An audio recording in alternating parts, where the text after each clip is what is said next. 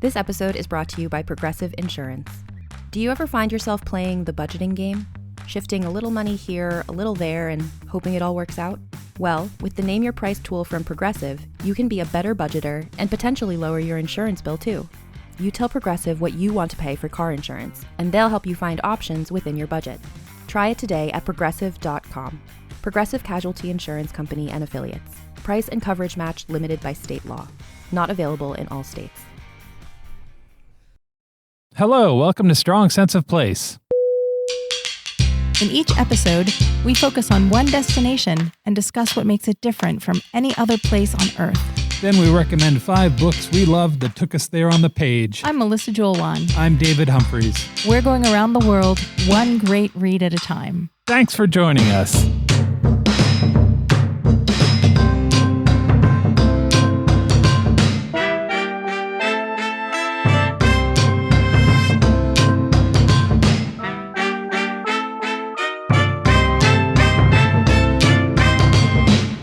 Welcome to episode 20 of Strong Sense of Place.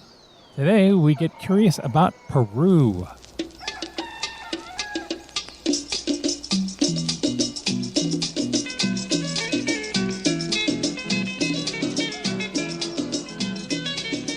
I was introduced to Peru, I think, the first time when I read the book The Clue in the Crossword Cipher, which is a Nancy Drew mystery. It's the 44th Nancy Drew mystery by Carolyn King. I remember really loving it when I was a kid because Nancy goes to Peru with her friend and they go to Machu Picchu and they get chased by a bad guy called El Gato. They fly over the Nazca lines and they ride on alpacas. Like, this was blowing my mind when I was like 8 years old. Of course. So I recently reread it to prepare for this show.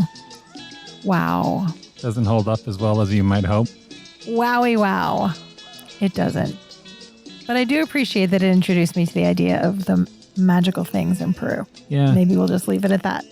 Okay. The other data point I have on Peru is the singer Yma Sumac. Do you remember this? I do remember Yma Sumac, and I remember the moment that she was introduced into my life. It's pretty unforgettable. We were on a road trip from San Francisco to Las Vegas with 10 other people in a 15-passenger van, and we had made a rule that whoever was driving could choose the music. When we were on our way back. Yes. So we were tired. Yes. People had been hitting it pretty hard. So our friend, it was her turn to drive. Yep. And she might be one of the worst drivers I've ever encountered in my life. It was terrifying. I think that's true. I think she probably is the worst driver I've ever been in a car with. It was very windy going across the desert, and we were in this 15-passenger van that did not feel structurally sound in the wind that was buffeting it. Yeah. And then she put on this music. So imagine, dear listener, that you're on your way back from Vegas. You're perhaps a little hungover. You're hanging out with your friends.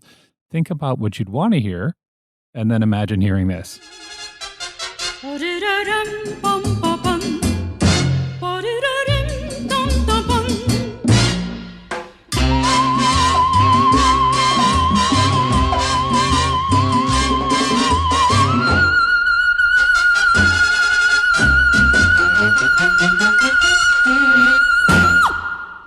So, yeah, now that we've besmirched our old friends, do you want to... And Nancy Drew. And Nancy Drew. And Yma Sumac.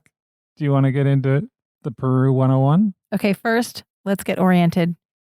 Peru is located on the west coast of South America. Mm-hmm. Visualize a triple layer cake and flop it over on its side. The bottom layer of Peru is beachfront desert right on the Pacific Ocean. Okay. The middle layer is mountains. These are the Andes Mountains. They are the second highest mountain range in the world. And then finally, to the east, the top layer of the cake is the dense Amazon rainforest. Parts of the rainforest are so remote that some scientists believe there may be tribes there that have never had contact with the outside world. Really? Yes. Whoa. I, of course, love this factoid. Sure. There are 3 official languages: Spanish, as you might expect, and then also the indigenous languages of Quechua and Aymara. The capital of Peru is Lima. It's located on the central coast. The naturalist Alexander von Humboldt, let's just think about his name for a moment. Alexander von Humboldt said, Peru is a beggar sitting on a bench of gold. Yeah. Peru is one of the richest countries in the world in terms of natural resources. They've got gold and silver and copper and zinc, lead, and iron, as well as oil and natural gas reserves. Wow. Yes. But as we've seen in some of the other countries we've talked about, jobs are very scarce, and Peru is one of the world's poorest countries. Same tune, different words. Let's talk about history to understand why. Does it have anything to do with colonialization? It does. Yay. The earliest inhabitants of Peru arrived there about 15,000 years ago. But what we recognize as a society emerged about 5,000 years ago on the coast and then spread inland. Those people established Cusco, and that eventually became the Inca Empire. Okay. The Incas came to power in the 1400s and 1500s. And the word Inca means king or emperor. And they believed that their ruler was descended from the sun god Inti. So they conquered Peru, as well as big swaths of Ecuador, Bolivia, and northern Chile. So the Incas kind of conquered the other native tribes that were in that area. Okay. And their empire consisted of about 20 million people. Wow. The Inca Empire at its peak was larger than the Roman Empire. That's hard to get your head around. Isn't it? Yeah. It had more than 24,000 miles of road, and the Incas were masters of administration. So what they did was they created a chain of communication and hierarchy that stretched throughout their territory. And they had runners who were called chasquis, who basically passed information like a baton in a relay race. And that's how they communicated across this massive territory. That's amazing. Yeah, it's pretty mind-blowing when you get into it.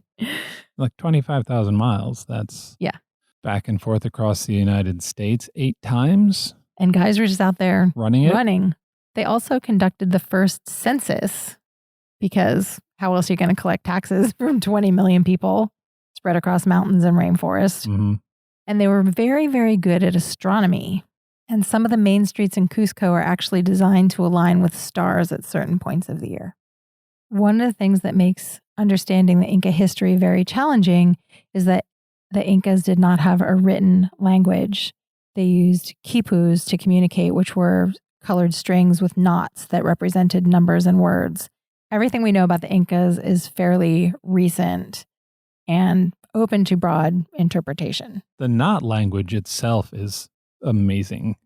Like really hard to think about, that you would basically knot a string and hand that to somebody else. And they'd be like, oh yeah, I understand how many bushels of wheat this represents, or how many potatoes this is about, or some of those things were a string and some of those things look like a mop. And scientists are still trying to understand everything they represent. Yeah. In addition to all of that, they had gold. So much gold. Which brings us to the conquistadors. Yes.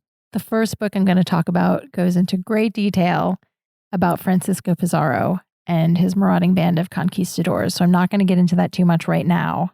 But just to set the stage for the rest of their history, the Inca Empire came to an end in 1572.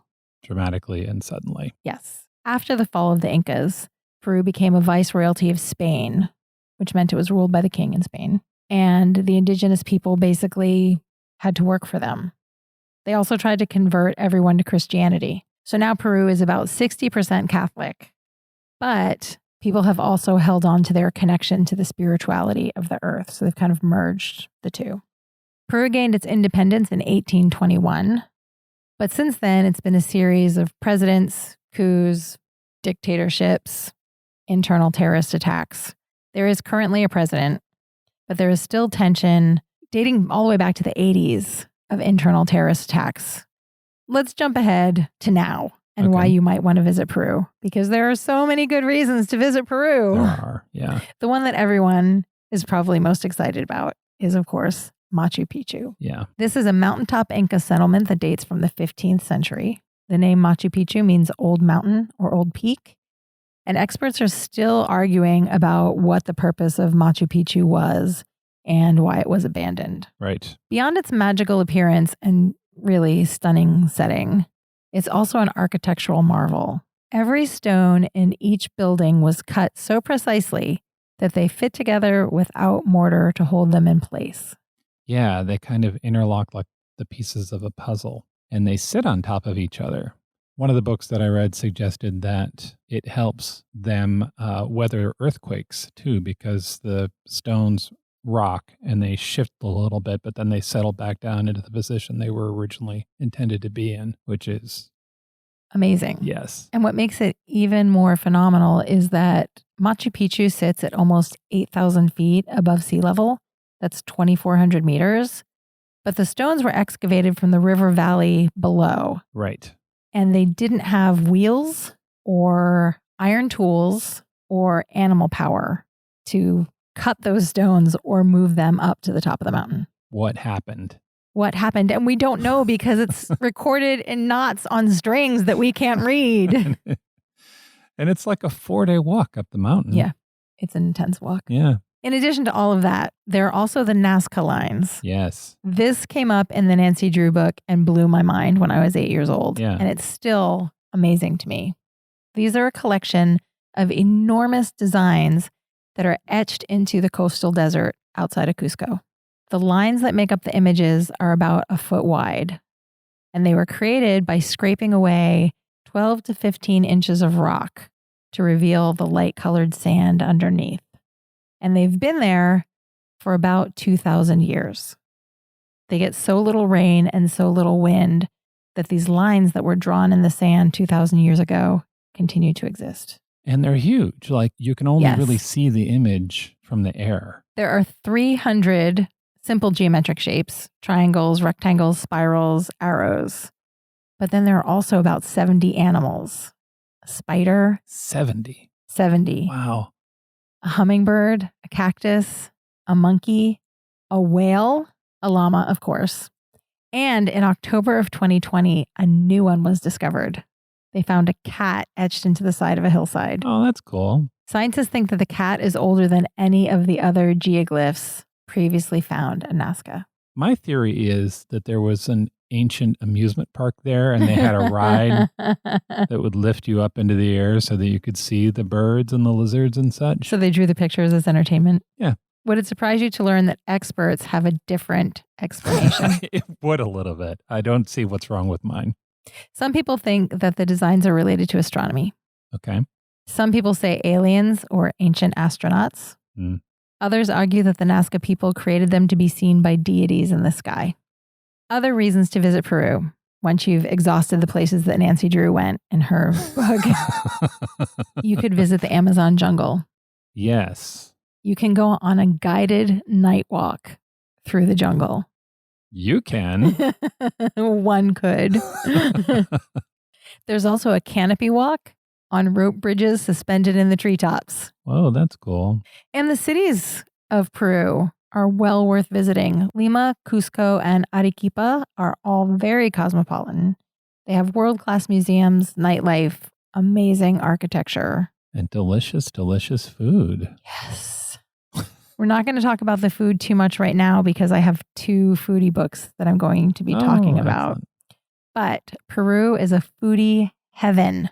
Here are 2 amuse-bouche to whet your appetite. All right. There are more than 3,000 varieties of potatoes in Peru, all different shapes, colors, Yeah. sizes, textures. The potato came originally from Peru, which blew my mind. There's no Irish potato famine without Peru. Mm-hmm. Whoa. I'm kind of into a side-by-side taste test of 3,000 potatoes. That would Gimme. that'd take a while. And a very popular source of protein in Peru is the guinea pig. I'm not sure I want the amuse-bouche with the guinea pig. I know. Like, I don't want to be white person judgy of eating guinea pig, but it's a little hard to not think about my best friend when I was growing up and her pet guinea pigs.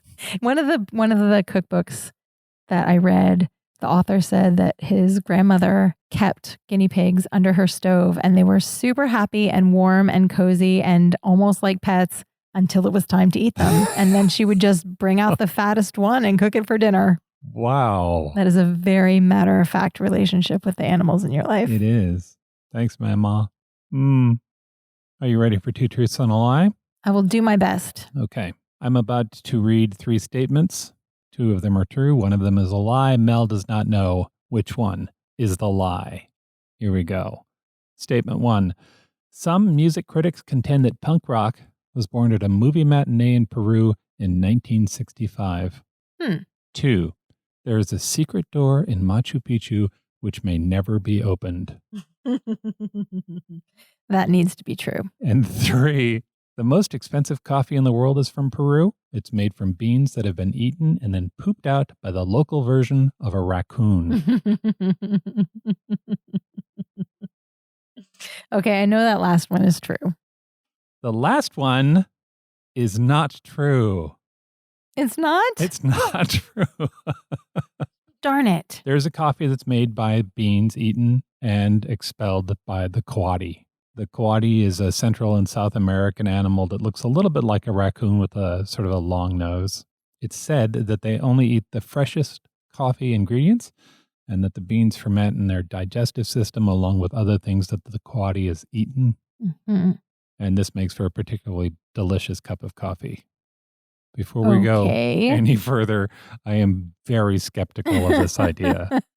Yeah. And while their coffee is expensive, somewhere between $20 and $60 a kilo, it's not the most expensive. Darn it, you got me on the technical details.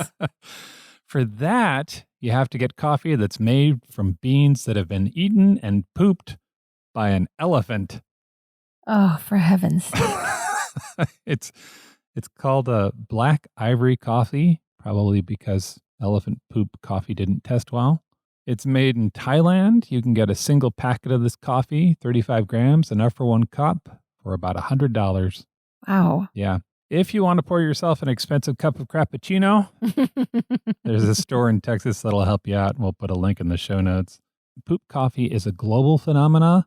People have also made coffee from beans that have been through the digestive tracts of civets, which is a very cute relative of the mongoose from Southeast Asia, and juca birds, which are native to Brazil. My mouth's just hanging open. I don't even really know how to respond to the poop coffee phenomenon. Yeah. Why? Why, everybody? Does it really taste that much better? I can't imagine that it does. Which means the other 2 statements are true. Let's start with the... punk rock. Yeah, punk rock. So it's 1964. There are 4 guys who want to start a band. They live in Lima.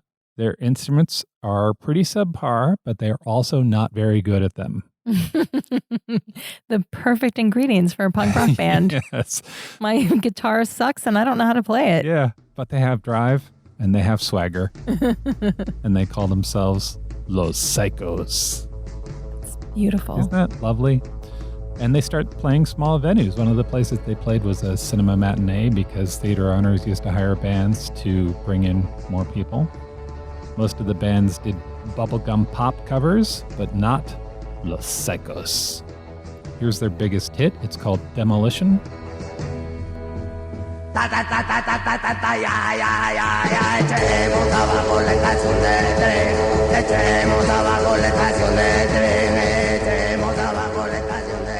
The lyrics there start with, let's tear down the train station, let's tear down the train station, let's tear down the train station, demolish, demolish, demolish.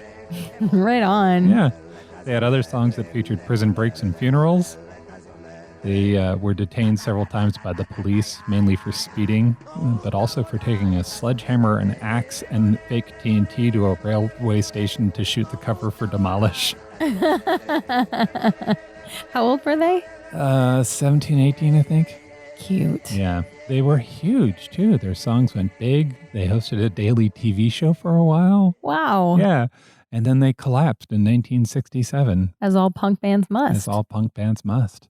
If you're interested, there's a documentary about these guys on YouTube, which is definitely worth a watch. This is why our research takes so long. Because you probably sat there and watched that entire documentary, didn't you? Did. Well, it's only like 20 minutes. Mm-hmm. It's really good. I should mention that the lead singer of Los Psychos, Erwin Flores, went on to move to Washington, D.C., where he got a degree in physics, and then he worked for NASA for a number of years. Wow, that's so cool. Isn't that awesome? Punk rocker And rocket scientist. Yeah. So that's true. And then...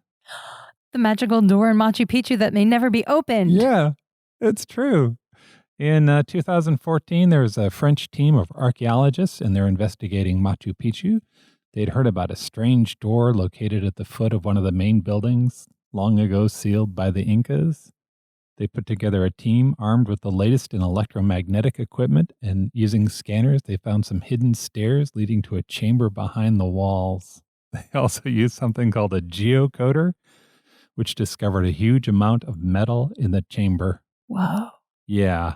So, like, I can't have trouble getting past that moment because it's it's such a movie. How are you, as an archaeologist or an anthropologist, not just losing your mind? Yeah, this is it. This is the moment, right? Yeah. And they go to the government, the local Ministry of Culture, and they want to open the door and reveal the riches there, and the request is denied. Ooh, I kind of like that. The ministry is worried that the excavation could jeopardize the stability of the entire structure. They point to other past excavations which have done that same thing, right? They've caused partial collapses. And they thought the French guy was more of an adventurer looking for treasure and not a scientist looking to find the historical truth. They said no. Good for them. Yeah. The door is currently off limits and nobody knows what's behind it. That's kind of perfect. It kind of is. That's Two Truths and a Lie. Thank you, Peru. Yeah. Are you ready to talk about books? I am. Let's do it. My first book is The Last Days of the Incas by MacQuarrie. This is a narrative history of the 36-year war between the Incas and the Spanish conquistadors in the 1500s. This is about as nonfiction gets, and I was into it. Wow, that's I know, that's unusual. surprising, right? This story has everything. It has Shakespeare-level drama and intrigue. It has almost imaginably large piles of silver and gold. Yeah. Inca warriors, really greedy conquistadors, guerrilla warfare, and lifelong friendships that implode in a moment of betrayal. And it's all true. Even though the story is almost 500 years old, the author makes it super suspenseful. So let's talk about what was happening, and then I'll talk about how he tells the story. Okay. So it's 1532. Francisco Pizarro has landed in Peru. He is 54 years old, which is old for a conquistador. Yeah. And he's feeling the pressure to make a name for himself. He's from a very poor area of Spain, and he has a massive chip on his shoulder because he's 54 and he hasn't made his name yet. His goal, his life goal, was to conquer part of the New World, claim a bunch of gold for himself, rule over other people, and never have to work again. This is what he wants. Kind of sad that this is the guy who wins. Yeah.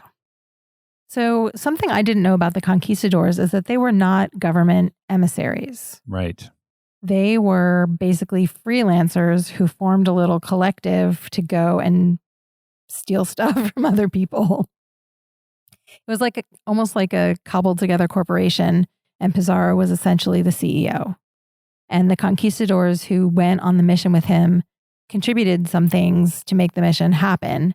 And then they had contracts where they would get back payment kind of in return for what they had invested in the expedition. Yeah. Okay, so that's the Pizarro side of the equation.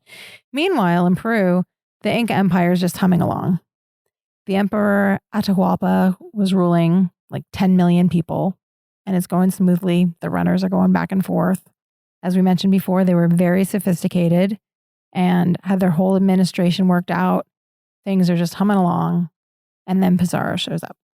He has 167 men with him. The Inca Empire is 10 million people. But in the first battle, the Battle of Cajamarca, Pizarro's men, 167 of them, defeated 80,000 Inca warriors. Wow. Because guns? No, because the Incas were a little smug and Pizarro's men were super motivated and they just kind of out-strategized them. Huh. Shortly after that battle, they captured Atahualpa and he offered them a massive ransom in gold and silver so that they would let him go. He literally offered them a room full of gold. They filled a room with gold and then slowly transported that to them. That's one of the details that I remember from grade school. He put his hand and he was like, I will fill this room to this level with gold and twice with silver. Yes. Yeah. And so the Spaniard said, okay, that sounds good. And then when the gold showed up, they executed him anyway. Yeah. And that set off a war that lasted more than 3 decades and ultimately meant the end of the Inca civilization. So this book tells the story of that battle, almost moment by moment, and everything that came after it in really riveting detail. And it almost unfolds in real time. Like you are getting a day-to-day account of what was happening during these battles. And somehow he makes it really suspenseful. The approach reminds me a little bit of Eric Larson's books, like The Devil in the White City and In the Garden of Beasts. It feels like a novel. They're using primary sources and then using novelistic writing techniques to put you into the middle of the story. Love that kind of nonfiction where it's about the story. Yes, that really works for me. It kept me engaged in turning the pages. The book actually opens with the author explaining how challenging it is to write about this time period because, as we mentioned, there aren't a lot of written accounts of what happened. The written records that exist now are mostly from letters and reports written by Spaniards. So they're written with the bias of a conqueror. And sometimes they were trying to sell themselves to the king. So they're puffing themselves up a little bit. Yeah. But there are also 3 indigenous chronicles, but they were written after the action took place. It's the history is written by the winners problem. Yeah. There is one really impressive chronicle written by a Peruvian native who had lived in the Inca Empire. He spent almost his entire life writing a 1,000-page manuscript that also had 400 illustrations. And he basically carried this thing with him throughout the empire, interviewing people to get their stories of what they went through during this 36-year war. Wow. So he spent a good chunk of his life walking around with this big journal. Yes. Trying to get the story. Yes. Okay. And when he was 80 years old, he put the only copy of it that exists on a ship to Spain. And apparently that manuscript never made it to the king, and it was lost to time until 1908, 300 years later. Wow. When a researcher discovered it in a library in Copenhagen. I mean, I suppose that at the time he never would have expected to hear back anyway. Yeah, he would not necessarily have expected to hear from the king. I can't imagine putting your life work on a boat and not taking a copy. Yeah, and just, right. Okay. I'm just going to put this on a boat and go over there and sit down now. And hope it gets to someone. Yeah. Yeah. Have a cup of coffee. The happy news is that illustrations from this manuscript open each chapter of the last days of the Incas. So his information eventually did make it to people, just not in the time frame he might have wanted. Thanks, unknown writer. One more fun fact before I wrap up. Okay. The conquistadors' only goal, as I mentioned, was to make a boatload of money so that they could all retire as rich men. They did not want to work anymore. So each of the 168 Spaniards that were on this mission to Peru became very rich. A horseman, so just a regular guy who's part of the expedition, was paid 180 pounds of silver and 90 pounds of gold, which they melted down into coins. So their haul from that original battle, that first battle where they defeated the 80,000 Incas, their haul from that battle was worth about 180 years of their regular salary. That is the rare nonfiction book that I read for this show. Yes. It is The Last Days of the Incas by Kim MacQuarrie. My first book is Turn Right at Machu Picchu by Mark Adams. I'm going to tell you the setup for this book, and it's going to sound like a buddy film, and it kind of is. It's a nonfiction book. I've been very curious about this book. This was one that I considered. There's an editor who works for National Geographic Adventure magazine out of New York City. He's 43. He spends all day tied to his desk. He doesn't own hiking boots. He hasn't slept in a tent since high school. He's never hunted or fished, and he can't start a fire without matches. That sounds familiar. Yeah. Yeah. He got the job because he was a lit major, and he got an internship at Outside Magazine, and things kind of unfolded for him that way. One day, he gets fed up with himself. I'm going on an adventure, I imagine he says. And he decides that what he's going to do is follow the footsteps of Hiram Bingham, the man who's credited with finding Machu Picchu for white people in 1911. Thank you for putting in the white people. Yeah. So he's going to walk 100 miles through some of the most beautiful and challenging terrain on Earth. And the first thing he does is he hires a guide. That was probably very smart. That, I think, was perhaps the smartest thing he does in this book. He hires Australian explorer John Livers, who, based on his description, is somewhere between Indiana Jones and Crocodile Dundee on the men who sweat leather scale. Nice. Yeah, this dude is for real. He's an adventurer. He's been around forever. He barely owns a phone. John is maybe a misanthrope. He's in his early 60s. And like I said, he's been doing this forever. Together, they hire a bunch of porters and llamas and a cook, and they to go out on this multi-week trek chasing Hiram Bingham. And that's the story. The book is far better than it needs to be. It could have just been a sort of a fish out of water story. Mm-hmm. And that's what I was expecting, right? Based on basically the jacket copy and the title. Instead, you get that, but you also get like a solid write-up of Hiram Bingham, his life and adventures. You get a summary of why people think Machu Picchu exists. You get the development of the author's relationship with the guide and the crew. Adams really gets his ass kicked in Peru, but he also sees some amazing things. And because he's such a visual writer, you kind of get that too.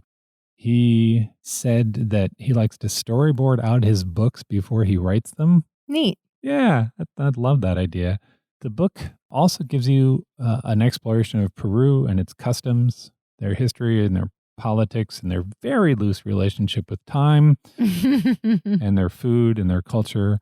There's a lovely bit I want to read you. Adams is in the middle of his first trek. They've been walking for a few days and they go into a small village. It's got a school, a shop that sells rice and Inca Cola, and a few small houses. It is the largest outpost of civilization that they'll see for another week or so. The author runs into some children, and this is what he says. Quechua kids are famously adorable because they have coal black eyes and perpetually rosy cheeks, and these two were no exception. The boys didn't have much to do. Their teacher, who taught all the children in the area, had gone off for the week to a festival up the valley somewhere. Fortuitously, a promising source of entertainment had wandered into the yard. Me. After about an hour of stalking me from a distance as I laid out my laundry to dry in the waning sunlight and clawed at my ankles, the older boy screwed up the courage to ask a question. Where do you come from? I'm from New York. I might as well have said I was from the planet Zebulon. Have you heard of New York? I asked. No. Have you heard of the United States? No. His brother shook his head dubiously in support. Have you heard of Machu Picchu? Yes, of course. Big smiles. Well, I live north of Machu Picchu. This seemed to satisfy them. Then the younger one thought of another question. Is it true that Michael Jackson is dead?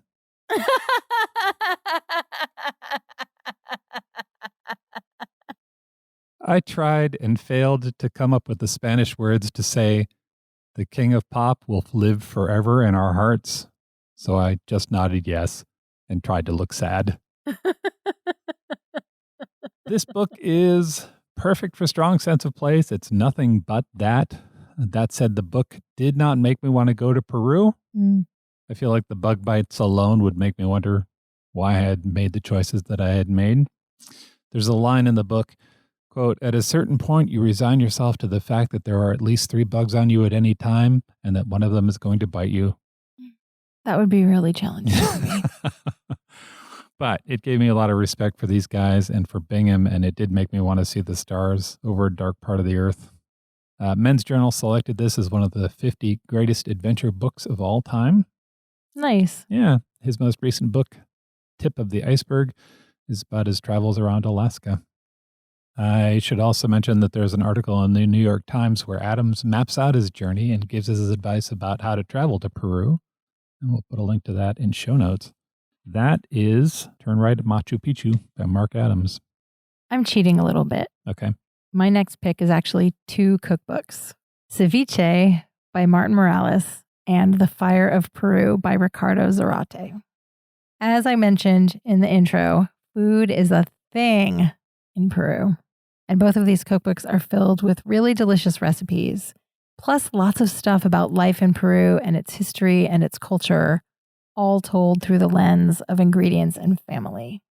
Okay, so the first book is Ceviche. The author of this book has been cooking since he was 11. Whoa. And he's the founder of the Peruvian restaurant Ceviche in London.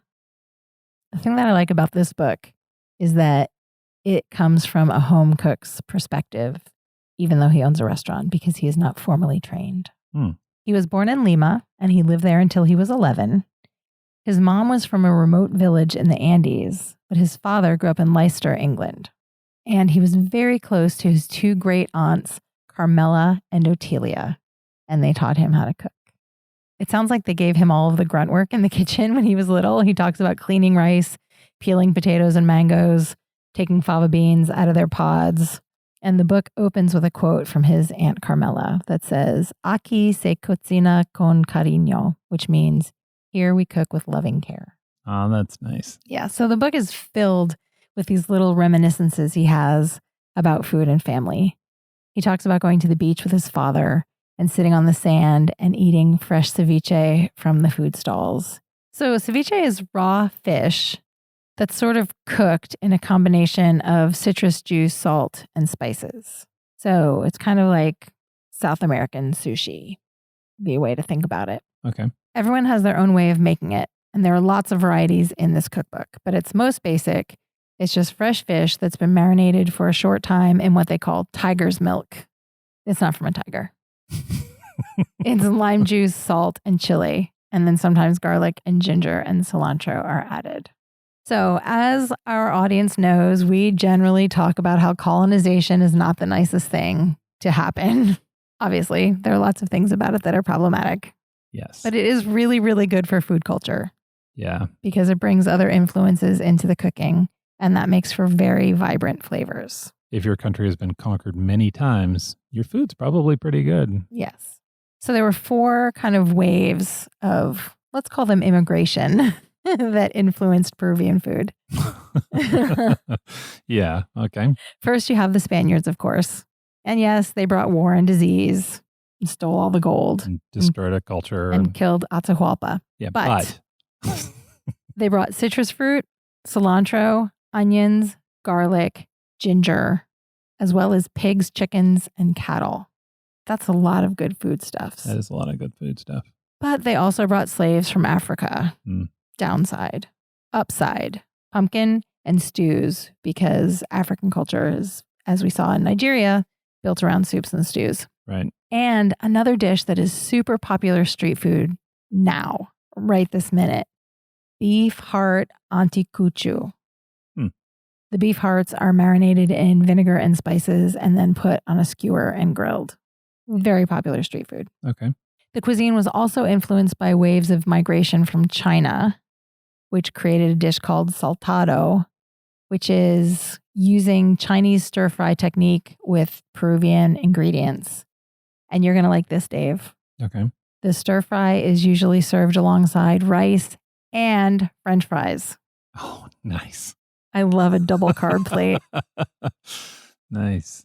And then finally, there is another wave of immigrants from Japan, and that created the Nikkei Peruvian food movement, which incorporates Japanese flavors like mirin, ginger, and soy into Peruvian ingredients. So that's where we see ceviche that has mirin and ginger in addition to the lime juice and salt. So there's a lot of stuff about that, right? About the culture and how it was influenced by the waves of immigration. But the thing that most stands out in this cookbook is how much the author, Martin Morales, associates food with family and love. And that comes through so clearly. The second cookbook is The Fire of Peru. And he also shares a lot of personal stories in his cookbook. He grew up in the oldest district of Lima in a big Catholic family with 13 kids. Wow. And they had a tradition in their family that the older siblings were responsible for helping the younger ones get established in life. So when it was his turn, his older brother and sisters sent him to culinary school. Really? His father had always wanted to open a restaurant, and Ricardo decided that he was going to take on that dream and make it a reality. So I like the contrast between these two cookbooks because in the first, Martin Morales is not formally trained, and his recipes are very accessible, and I'm making this in the kitchen with my aunt. And the recipes in this book are also well explained, easy to make, but do have more of a restaurant-y feel to them. His first job was at a dishwasher in a Benihana restaurant in London. And he eventually worked his way up to cooking on the hibachi. And then he moved to the United States and he eventually opened a lunch stand in a Hispanic market in Los Angeles. And now he has 7 restaurants in LA and 1 in Vegas. That's amazing. Yeah. It's a really good story. Yeah. One of the best things about this book is that his headnotes are 2 to 3 times as long as you usually see in a cookbook. Oh, so like a full page of headnotes? Yeah. For people who are not familiar with that term, because we are cookbook authors, the headnote is the little story that shows up at the beginning of a recipe. They're usually about a paragraph, maybe. Yeah. His are a little bit longer and very conversational and weave in personal details, why he's including this recipe, his history with it, why you might like it, as well as the kind of history and cultural notes of the ingredients. It's really nice. I want to read you a little example. Okay. This is from the recipe for Andean popcorn. Really? Popcorn is one of my favorite foods. What do they do that makes it Andean? Well, it's those big kernels that you get when you get corn nuts. Uh-huh. Yeah. Okay. My uncle Lucio, on my mom's side of the family, was from the mountains, a man of pure Incan blood. In addition to Spanish, he spoke Quechua, the traditional language. And he talks about his uncle a little bit more. And then he goes on to say this. In the Andes, herders stash the dried and toasted kernels in their packs as fuel for treks up the mountainside. And restaurants all over Peru serve the crunchy corn as the traditional side for ceviche. So I love that you're getting the personal connection and then also... Serving recommendation. Yeah. Put it in your pack or eat it with your fish. Both of these books offer amazing recipes with personal stories, full-page color photos, and lots of interesting details about life and food in Peru. So if you were going to pick, I loved them both. I'm not going to recommend one over the other. My advice would be to look at the recipes and see which one appeals to you the most. Or you could just get them both. You get the full picture of Peruvian food scene when you read both of them. That is Ceviche by Martin Morales and The Fire of Peru by Ricardo Zarate. My second book is The Boiling River, Adventure and Discovery in the Amazon by Andres Ruzo. So the author grew up in Lima and he heard a story when he was a kid from his grandfather. He heard the story of how the Spanish came to the Incas and how much they wanted gold. He included this bit that I've never heard anywhere else. He said they demanded so much gold that the Incas thought the Spanish ate gold. When the Incas had had enough of the Spanish, they tried to get rid of the Spanish by telling them that there was gold in the Amazon. Clever. Yep. There's a giant gold city right in the middle of the jungle if you look hard enough. That's so good. Isn't it? And the Spanish went off to look for El Dorado, and few came back. And the ones that came back talked of the miseries they'd been through. They said they'd seen powerful shamans and silent warriors with poisoned arrows and spiders who were big enough to eat birds and snakes who swallowed men whole and a river that boiled. And all of those things are true. Yeah. So the author gets older and he's studying to be a geophysicist at Southern Methodist University in Texas. And he brings up the story with his professors, right? He says, is it possible that there's a boiling river in the Amazon? And the professors say, well, no. There are boiling rivers, but they're heated by volcanoes, and the nearest volcano to the Amazon is 400 miles away, 700 kilometers. One of his professors even says, stop asking stupid questions. You're making yourself look bad. Wow. So Ruzo, the author, goes back to Lima and he's having dinner with his family. And he says what the professor said, that there is no boiling river, that it's not possible. And his aunt says, but I've been there. I swam in it. Wow. And then his uncle backs her up and he says, yeah, you can only swim in it after a heavy rain. It's protected by a powerful shaman. And then the uncle adds, your aunt's friends with the shaman's wife. And Russo shakes off his shock and then he goes looking for the boiling river. This is the story of that quest. It's sort of a geothermal thriller. It's a short book. It's about 145 pages. I listened to it. There's an audiobook that's available on Audible and Libro FM. It's 2.5 hours, I think. And the author reads it. So it feels... Oh, that's fun. Yeah, it's personal. It's his story. And here, I'll play a bit. It's early June 2011. I've been in Lima with my wife Sofia for 2 weeks preparing for the next few months of fieldwork in the oil fields of the Talada Desert in northwestern Peru, where we'll be temperature logging abandoned oil and gas wells for the geothermal map of Peru. We've been staying at my Uncle Eo and Aunt Guida's house, and this evening they're having a small farewell dinner for us. I find myself sitting next to Guida. Andrés, querido, it feels like you just got here, she says, her Spanish marked by her native Brazilian accent. I assure her we'll be back in Lima in a few months. You've been at your research for 2 years now, Guida says. Have you found anything that has really surprised you? There's an even shorter version of the story. If you want that, there's a TED Talk, which is how this book started. He gave the talk, and the TED people thought it was so good they convinced him to do a book. That's a nice story. Yeah. One of the surprises of the book is that the emotional impact is so positive. Andrés Russo is just a big science geek. He just loves this stuff. He loves talking about it, and he loves sharing it. So a big chunk of the book is his enthusiasm for the work that he's doing. But he also brings in this theme of exploration, right? He toughens up the idea that we don't know everything there is to know about this planet. And he points out that he heard a legend that was denied by experts, but it was true, right? And if it can happen to him, it can happen to the rest of us. The world is still full of wonder and amazement. And as he says, we still live in a world where shamans sing to the spirits of the jungle. Oh, that's really beautiful. Yeah. I can only hope he sent a signed copy of his book to the professor who told him he was asking a dumb question. Yeah. So just a lovely little book. Nice little trip into the Amazon. It's The Boiling River, Adventures and Discovery in the Amazon by Andrés Russo. My final recommendation is a novel that is in my top 10 favorite books right now. Of all time? Yes. Wow. It's called The Bedlam Stacks by Natasha Pulley. And it's sort of a historical fantasy novel. I read it about a year ago, and then I reread it to prepare for this show. And it was even more impactful to me this time. That's nice when you so beautiful. read a book again and you're like, oh, this is even better than I remember. Mm-hmm.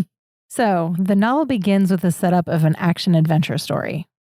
Our hero must accept a dangerous mission, but then magic and emotions start to creep in.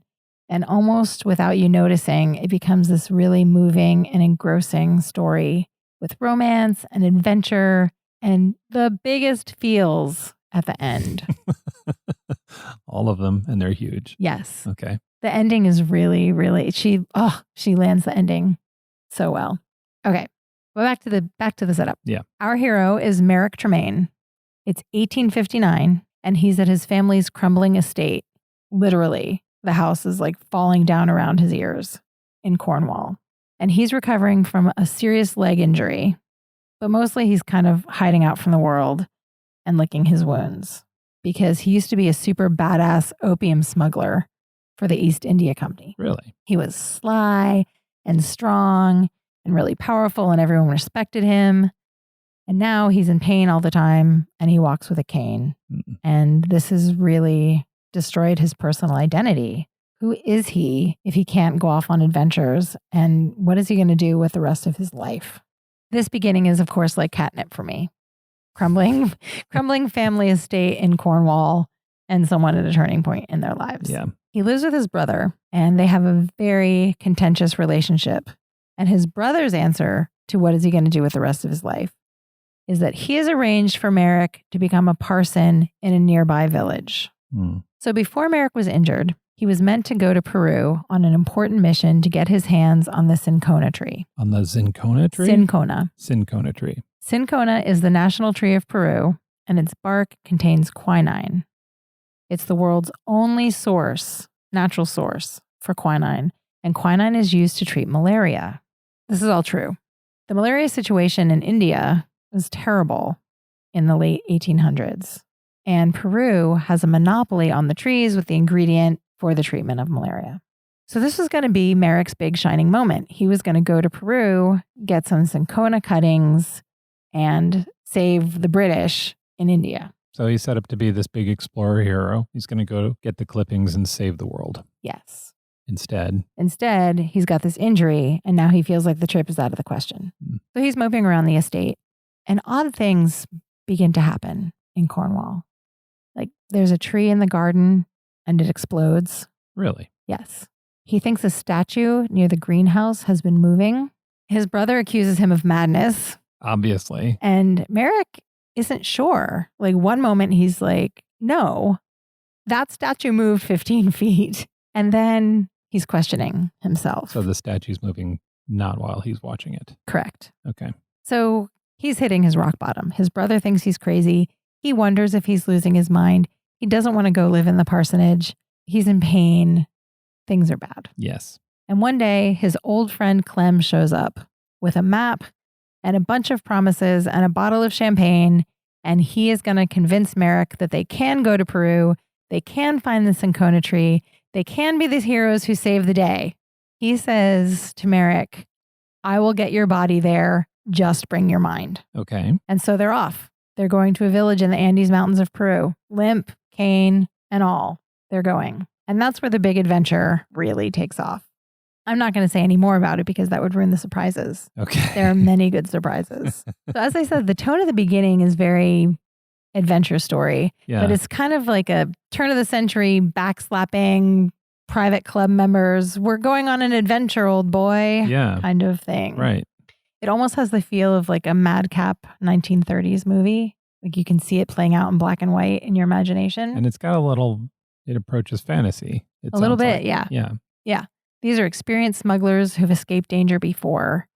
And they're not jaded, but they are very pleased with themselves. Mm-hmm. They are convinced they're going to be successful. But once the action moves to the mountains and some stuff happens, the tone shifts a little bit and it becomes a little bit more introspective. And we go on this really emotionally rich ride with Merrick and the people he meets in the village. When you say stuff happens, this is adventure stuff happening? Dramatic stuff. Emotional stuff happening? Both.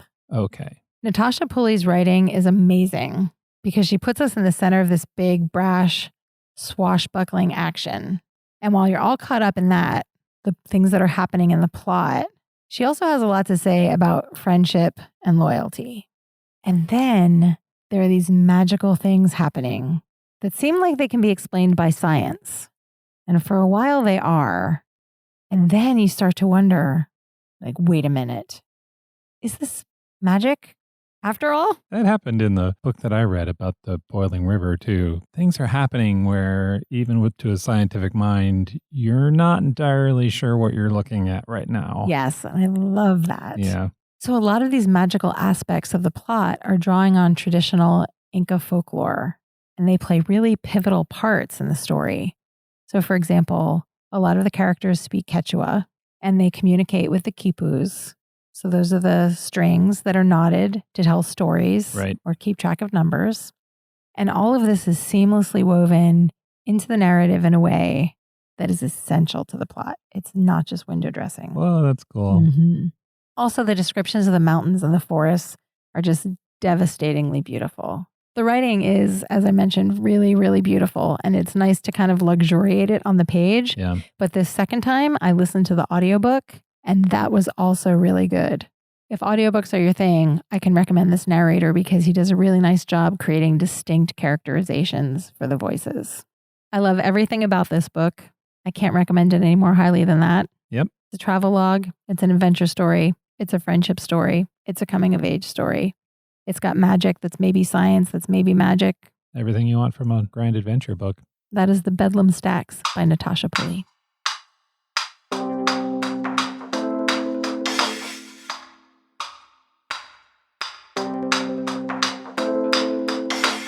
Those are 5 books we love set in Peru. 6. 6.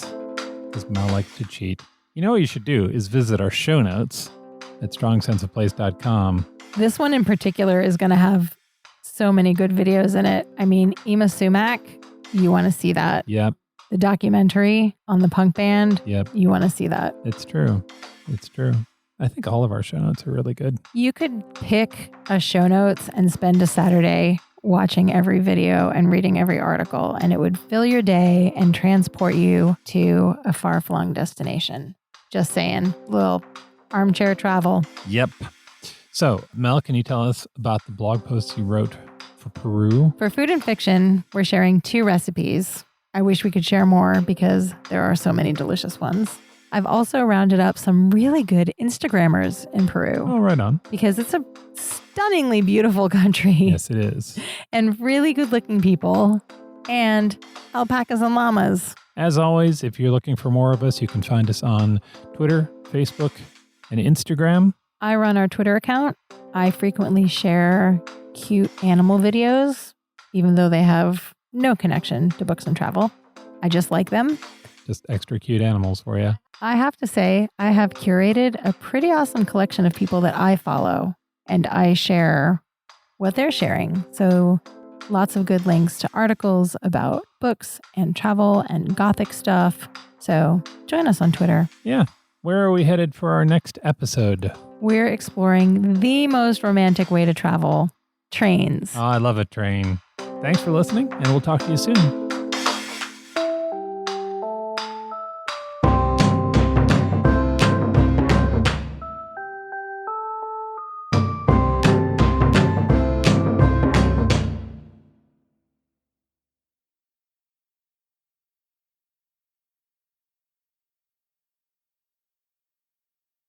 The Warning Woods has haunting horror stories that are sure to linger with you long after listening. I'm Miles Tritle, writer and narrator of The Warning Woods. Each week, I write an original scary story and share it with you on The Warning Woods. I've written 2 novels and nearly 200 short stories spanning the horror genre. If you're into scary stories, you need to check out The Warning Woods. Listen on Spotify, Apple Podcasts, or wherever you get your podcasts. Just search for The Warning Woods and click play at your own risk.